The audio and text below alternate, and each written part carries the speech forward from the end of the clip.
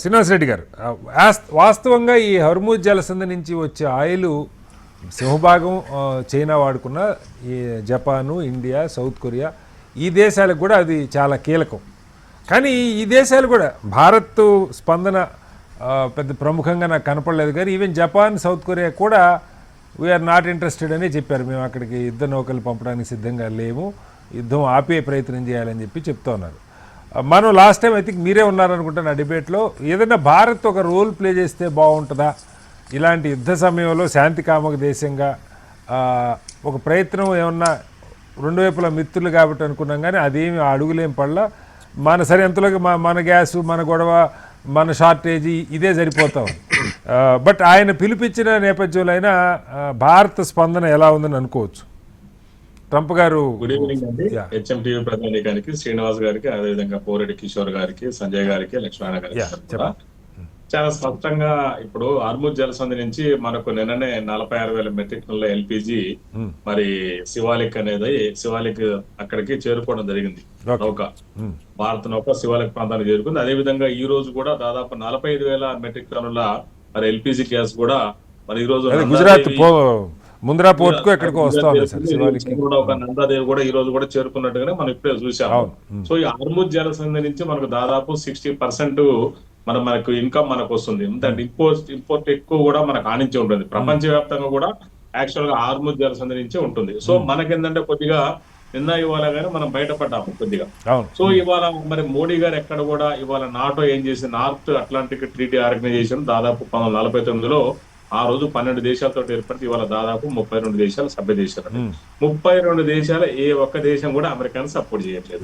So ఇది చూడండి ఎంత దారుణం. అంటే వాళ్ళకి సంబంధించినటువంటి వాళ్ళకి ఎవరి గల్ఫ్ దేశాలు, గల్ఫ్ కంట్రీస్ ఒక 6 ఉన్నాయి. ఆ గల్ఫ్ కంట్రీస్ లో ఏంటంటే అక్కడ హెడ్ క్వార్టర్ చేసుకొని యుద్ధ స్థావరాలు ఏర్పాటు చేసుకొని ఆ నుంచి ఇజ్రాయెల్ నుంచి వాళ్ళ మీద, ఇరాన్ మీద దాడి చేస్తున్నారు. గల్ఫ్ కంట్రీస్ ఏదైతే ఒక 6 ఉన్నాయి, ఖతార్ గానీ, ఒమన్ గానీ, యుఏ గానీ, బహ్రెయిన్ గానీ, ఇట్లాంటి దేశాల నుంచి హెడ్ క్వార్టర్, ఇట్లాంటి దేశాల నుంచి ఆయన ఫైట్ చేస్తున్నారు. సో ఈయన ఏమనుకున్నాడంటే యాక్చువల్ గా ట్రంప్ పోయిన నెల 28వ తారీఖు నాడు యుద్ధం మొదలు పెట్టింది. ఇవాళ 17వ తారీఖు అంటే 18 రోజులు అవుతుంది యుద్ధం. ఆయన 1-2 వారాలు నేను ఫస్ట్ డే 1 లోనే ఆయతుల్లా ఖమేనీని చంపేసి ఇక మొత్తం అయిపోతుందని ఊహించుకున్నాడు. కానీ ఇక్కడ వాళ్ళ ప్లాన్ కూడా వాస్తవంగా యుద్ధ నీతి కానీ రణనీతి కానీ చాలా స్పష్టంగా, అంటే అధ్యక్షుడు టాప్ డేర్ జరిపోయినా కూడా యుద్ధం ఎక్కడ ఆగకుండా వాళ్ళు కూడా చాలా ప్లాన్ గా పగడబందిగా ఇరాన్ మరి యుద్ధం చేస్తుంది. మనం నిన్ననే చూసాం. మనం నిన్న వాళ్ళది అత్యంత శక్తిమైనటువంటి సెజ్జిల్ అనేది 2 అనేదాన్ని ప్రయోగించారు. అంటే అది ద్రవ రూపమైనటువంటి బాలిస్టిక్ క్షిపణి కాకుండా ఘన రూపంలో ప్రయోగించడం జరుగుతుంది. అంటే అది ఇజ్రాయెల్ డ్రోన్ ని కూడా, ఏదైతే డ్రోన్ వాళ్ళకు సేఫ్ డ్రోన్ ఉందో ఆ డ్రోన్ ని కూడా అది బీట్ చేసేటువంటి సత్తా ఉందండి. దాదాపుగా మరి ఇజ్రాయెల్ రాజధాని మీదకు, టెల్ అవీవ్ మీదకు, అది ఇరాక్ జస్ట్ 7 నిమిషాల్లో ఆ రాజధాని మీద దాడి చేసే కెపాసిటీ ఉందట. అంటే 2,500 కిలోమీటర్లు పోగలరు.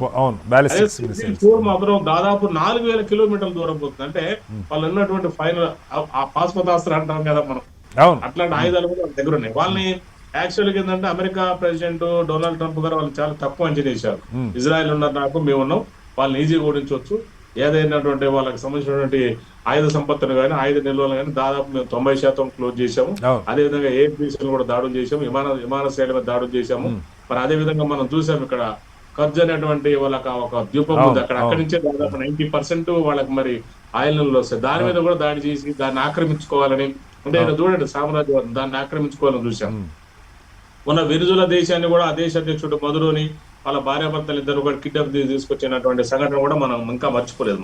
సో గ్రీన్లాండ్ ఏంటంటే గ్రీన్లాండ్ కావాలని చెప్పడం, ఆ దీవి కావాలని చెప్పడం. అంటే ఈయనకి ఏంటంటే ఎటు తిరిగి ఇప్పుడు ఆ ఆయిల్ ఉత్పత్తులు ఉన్నాయి, ఆయిల్ నిల్వలు ఉన్నాయి. ఇరాన్ లో ప్రపంచంలో 3వ స్థానంలో ఉంది. దాదాపు 208 మిలియన్ టన్నుల మరి బ్యారెల్స్ అక్కడ ఉన్నాయి. దాన్ని స్వాధీనం చేసుకోవాలి, లేదు అక్కడ ఉన్నటువంటి పరిపాలకులు మా చెప్పు చేతలు ఉండాలి, మేము పెట్టిన వాళ్ళు అక్కడ పాటించాలి. అంటే వాళ్ళు ఎట్లుందంటే అమెరికా ప్రెసిడెంట్ ఏమనుకున్నాడంటే ట్రంప్ గారిని ప్రపంచానికే ప్రెసిడెంట్ అనుకుంటున్నారు. అంత ప్రపంచంలో ఉన్నటువంటి అన్ని దేశాల మీద ఆయన ప్రచారం చేయాలని చూస్తున్నారు. సరే, మన మోడీ గారు ఎక్కడ కూడా క్లారిటీ తీసుకోవట్లేదు. వాళ్ళ నాటో దేశాలే క్లియర్ గా అమెరికా ప్రెసిడెంట్ కిమ్ స్టార్మర్ చూసి ఆయన కూడా చెప్పేసి మేము మద్దతు ఇవ్వాలని చెప్పేసి చెప్పగానే చెప్పాడు. చైనా వాళ్ళంతా చెప్పారు. ఎవరు కూడా వాళ్ళకు చైనాని అడిగినా కూడా చైనా రిజెక్ట్ చేసింది. ఎవరు కూడా నాటో సభ్య దేశాలు కానీ వాళ్ళకి సంబంధించిన ఎవరు కూడా ఇరుగు పొరుగు దేశాలు ఏవి కూడా వాళ్ళకి సపోర్ట్ ఇవ్వట్లేదు అమెరికా, ఇజ్రాయెల్ కూడా. మరి అమెరికా మరి అట్లాంటిది మనము ఈ దశలో మోడీ గారు ఏ స్టాండ్ ఇప్పటి వరకు కూడా 19వ రోజు అంటే 18వ రోజు అయినా కూడా ఎక్కడ కూడా మరి నాకు తెలిసింది ఎక్కడ కూడా మరి కిషోర్ గారికి ఎవరు తెలిస్తే చెప్పలేను కానీ అయితే మోడీ గారి స్టాండ్ ఇంతవరకు అర్థం కావట్లేదు. మరి మనం సపోర్ట్ చేస్తున్నామా, అపోజ్ చేస్తున్నామా, లేదంటే ఒక పెద్దన్న పాత్రలాగా పోషించి మరి యుద్ధం ఎందుకు? ఇప్పుడు ఆయన చెప్పారు, కిమ్ స్టార్మర్ గారు చెప్పారు, అమెరికా యూకే ప్రధాని, బ్రిటన్ ప్రధాని చాలా స్పష్టంగా మీరు మాట్లాడుకోండి ఎందుకు యుద్ధం అని చెప్పారు. మనం కూడా ఒక మాట అంటే అలాంటి సరిపోతుంది ఒక కదా. మాట కనీసం ఒక మాట అనొచ్చు. ఇప్పుడు చైనా అంది, యూకే అంది, మనం కూడా ప్రధాన అనొచ్చు. పాత్ర పోషించాలి. ప్రపంచంలో అతి పెద్ద డెమోక్రటిక్ కంట్రీ మంది దాదాపు 142 కోట్ల ప్రజానికం ఉంది. ఇవాళ చూడండి, ఇవాళ డాలరు 92 రూపాయలు పడిపోయింది ఏకంగా.